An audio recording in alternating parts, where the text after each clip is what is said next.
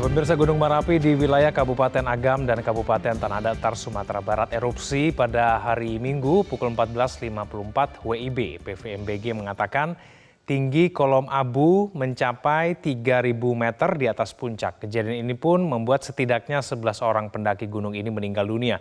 Kenapa kemudian Gunung Merapi erupsi tanpa peringatan dini? Pemirsa, inilah fact check Metro Siang.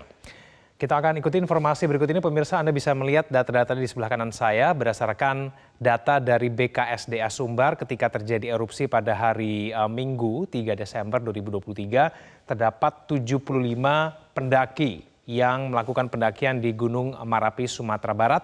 Nah, dari 75 pendaki ini 54 orang mendaki Merapi melalui pintu masuk Batu Palano di Kabupaten Agam, sedangkan 21 lainnya masuk melalui pintu masuk yang lain, yaitu di pintu Koto Baru Kabupaten Tanah Datar. Nah, dari 75 pendaki ini, informasi terakhir 52 orang sudah dievakuasi dan 19 diantaranya sudah dipulangkan dan sisanya masih melakukan pemeriksaan di rumah sakit.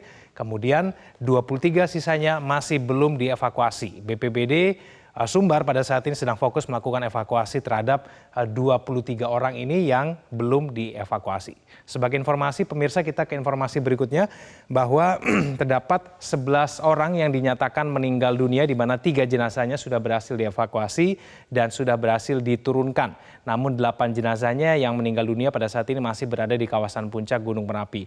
Informasi dari PMI Kota Bukit Tinggi, Bapak Ahmad Jais, mengatakan bahwa sebetulnya korban meninggal dunianya ini jumlahnya 13. Dari wawancara kami di segmen sebelumnya, jumlah ini mungkin saja bisa bertambah dan informasinya dari 13 yang meninggal dunia tersebut, 5-nya sudah berhasil dievakuasi. Nah, tidak hanya 11 yang meninggal dunia, 12 orang juga dinyatakan hilang. Inilah kemudian yang menjadi fokus dari pencarian dari tim BPBD. Kita akan simak kemudian pernyataan berikutnya dari Ruslan Budianto, pengurus Pusat Asosiasi Pemandu Gunung Indonesia atau APGI. Meskipun sudah menyatakan ada 75 orang pendaki, namun perkiraan jumlah sesungguhnya itu lebih dari itu. Kesimpang siuran data yang beredar diakibatkan karena jumlah pendaki yang diperkirakan mencapai 100 orang. Nah, hal ini dikatakan oleh Ruslan Budiarto. Kenapa kemudian ini terjadi? Karena banyak pendaki yang naik Gunung Merapi melalui jalur-jalur tikus dan tidak melewati pos penjagaan dan tidak kemudian menggunakan guide. Apabila ini betul, maka ini bisa berakibat fatal di kondisi bencana seperti ini. BPBD akan kesulitan melakukan proses evakuasi apabila tidak diketahui pasti jumlah pendakinya. Kita ke informasi berikutnya, pemirsa. Untuk memudahkan pencarian dan kemudian evakuasi, Kepolisian Daerah Sumatera Barat mengaktifkan 2 posko Disaster Victim Identification. Yang pertama di posko evakuasi Merapi di posko Batu Palano Kabupaten Agam dan di Rumah Sakit Ahmad Mohtar Bukit Tinggi. Nah, posko ini untuk mengidentifikasi korban pendaki Gunung Merapi yang dinyatakan meninggal dunia. Ini dilakukan karena adanya jenazah yang rusak dan kemudian sulit diidentifikasi.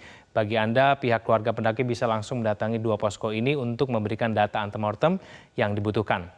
Pemirsa, proses evakuasi korban membutuhkan waktu karena ada kendala-kendala dalam melakukan proses evakuasi. Yang pertama, tim BPBD dan kepolisian memiliki kendala dalam melakukan proses evakuasi karena Gunung Merapi pada saat ini masih erupsi. Sehingga kemudian tim BPBD dan relawan tidak bisa mengambil resiko. Dikhawatirkan dengan kondisi yang masih erupsi ini bisa membahayakan BPBD dan relawan untuk melakukan proses evakuasi. Kemudian ada cuaca buruk yang juga menjadi kendala hujan yang deras menyulitkan proses pencarian dan perjalanan ke puncak Gunung Merapi. Kondisi hujan dan abu vulkanik dari gunung juga membuat jalur evakuasi ini tertutup dari abu vulkanik. Nah, kendala terakhir yang sudah saya sampaikan tadi, data pendaki ini simpang siur karena jumlahnya tidak bisa dipastikan berapa banyak pendaki yang betul-betul melakukan pendakian di Gunung Merapi, Sumatera Barat. Kita ke informasi berikutnya, pemirsa. Dalam kondisi Gunung Merapi yang masih erupsi, maka warga dan wisatawan dilarang untuk mendekat ke Gunung Merapi dalam radius 3 km dari puncak gunung. Imbauan kepada warga yang disampaikan oleh Pemprov Sumbar ini mengurangi aktivitas di luar rumah dan kemudian memakai masker, menghindari area erupsi dan mewaspadai ispa yang rawan menyerang karena kualitas udara yang memburuk akibat erupsi. Nah, imbauan ini ditujukan kepada warga yang berada di 14 kecamatan yang terdampak dari erupsi ini, diantaranya ada Kecamatan Canduang, ada Kecamatan Sungai Pua, Ampek Angkek, Malakak, Banu Hampu, Tilatang Kamang, Baso, dan kemudian lain-lainnya. Pertanyaan berikutnya, pemirsa, kenapa erupsi ini mematikan? Nah ini dia, Gunung Merapi memang berstatus sebagai gunung api yang aktif, namun erupsi kali ini sangat berbeda dan mematikan. Karena Gunung Merapi merupakan salah satu gunung yang paling aktif di Pulau Sumatera, nah letusannya ini tidak bisa diprediksi.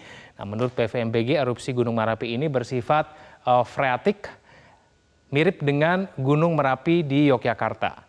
Nah, hal kedua yang menyebabkan erupsi ini mematikan karena di puncak Gunung Merapi ini lahannya gundul dan berpasir dan tidak ada vegetasi di sana. Sehingga apabila terjadi erupsi, maka pendaki tidak bisa mendapatkan perlindungan. Pemirsa, letusan gunung setinggi 1.892 meter ini tidak didahului oleh peningkatan gempa vulkanik yang signifikan. Dengan kata lain, erupsinya ini bersifat mendadak. Kenapa kemudian bisa demikian? Nah, menurut PVMBG, erupsi gunung api kadang dipicu oleh kondisi bawah permukaan yang terjadi secara tiba-tiba. Kemudian erupsi Gunung Merapi ini juga dipicu oleh akumulasi tekanan yang sangat dangkal. Nah, sejumlah hal ini yang mengakibatkan adanya erupsi tanpa adanya tanda-tanda awal. Pemirsa, hingga saat ini setidaknya telah terjadi 36 letusan dan 49 hembusan di Gunung Merapi. PVMBG status Gunung Merapi berada di level 2 waspada. Nah, status ini sebetulnya sudah ditetapkan sejak tahun 2011.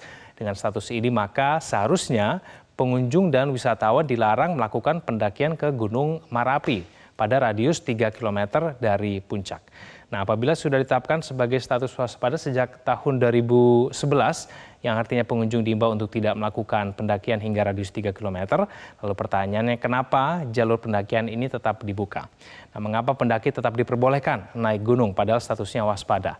Lalu bagaimana karakteristik dari Gunung Merapi sehingga kemudian bisa erupsi tanpa adanya tanda-tanda awal? Jelajahi cara baru mendapatkan informasi. Download Metro TV Extend sekarang.